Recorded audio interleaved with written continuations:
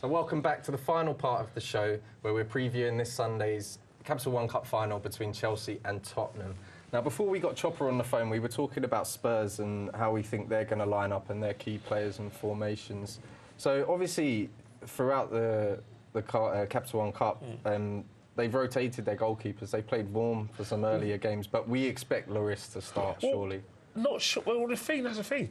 Vorm's played every game in the League Cup, and I don't know the situation because I know at Arsenal last season they played Fabianski instead of Szczesny, and I've got a sneaky feeling that he probably might go with Vorm.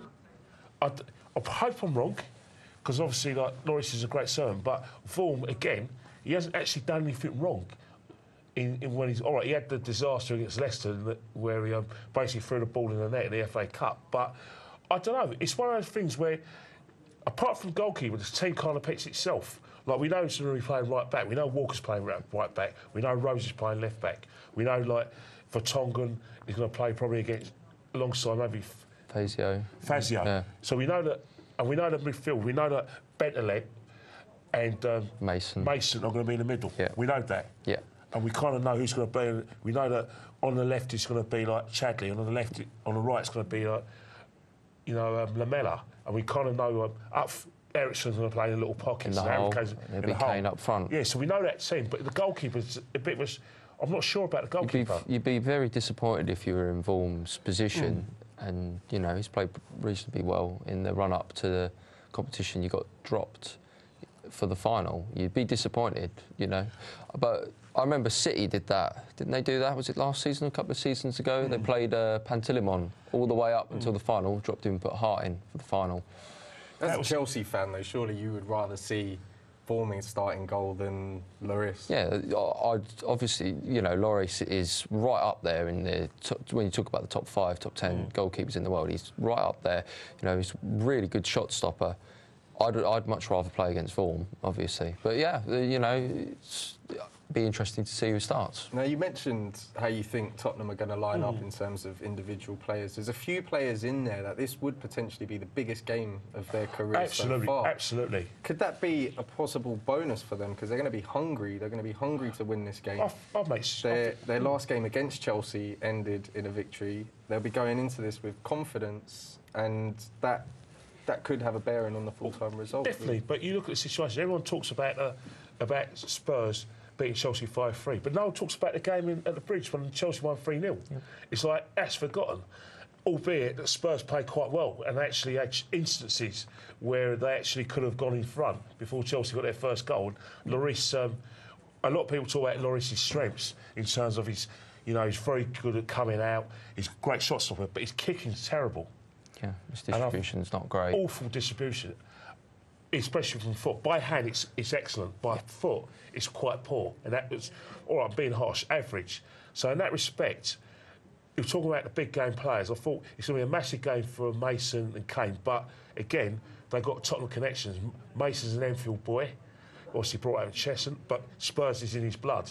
Harry Kane, I mean, he doesn't know whether he's an Arsenal fan or Spurs fan, but from today, Spurs in his blood. So, in that respect, the fact that they're been supporting the club and the terraces is going to sort of give them that little edge. So, who are the key players for Spurs? Who's going to win this game for them if they are to win this? I think 2 players have to play well for Spurs. Forget Harry Kane. I think Eriksen has to be at the heartbeat of the scene. He can't be in the periphery. In a North London derby, he's in the periphery. And I think in midfield, Mason's the key. He has to be able to break up the play. He has to be able to be a pest, be a nuisance to Fabregas. Don't give Fabregas time on the ball. Because when he's going to look up the ball, he's going to put it, and Costa's going to make those runs. So Costa's going to make those runs and know that Fabregas is going to get the ball to him. So he needs to sit on Fabregas. The same with Bentaleb. He needs to help Mason out. You can't let Mason do all the sort of holding midfield and screen the back four. These two need to play well.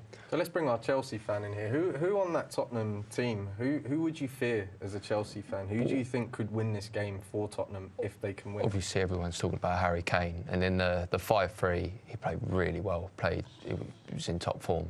Couldn't find a fault in his performance that game, and Cahill really had a torrid time coming up against him.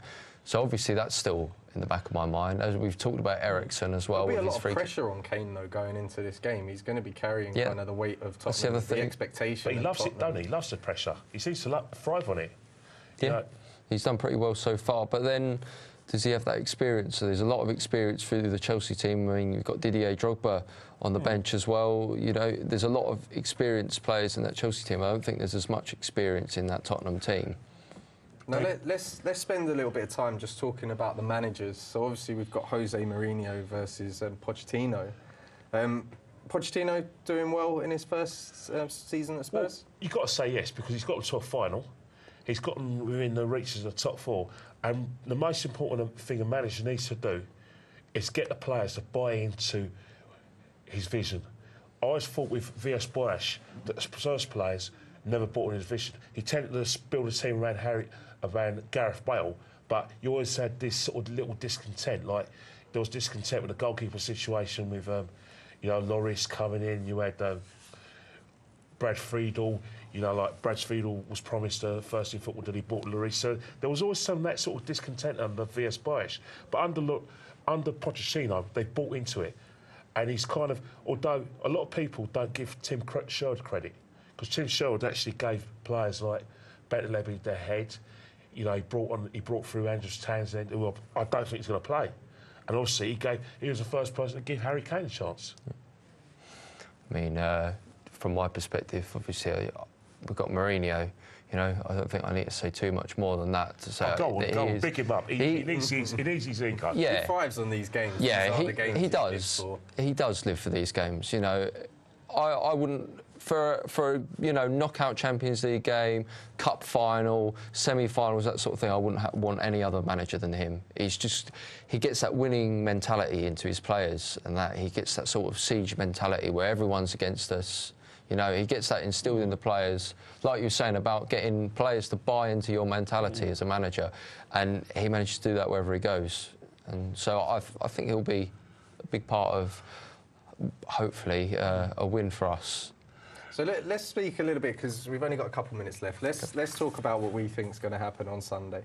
Like, how do you see the game going? Will it go to extra time? Could it end up as penalties, or will it be decided? Well, that's a good question, because I'm looking at the odds. The odds from Bet Victor, who, like I said, obviously, sponsors and everything. Bet Victor have got Chelsea at 4-6 on to win the final.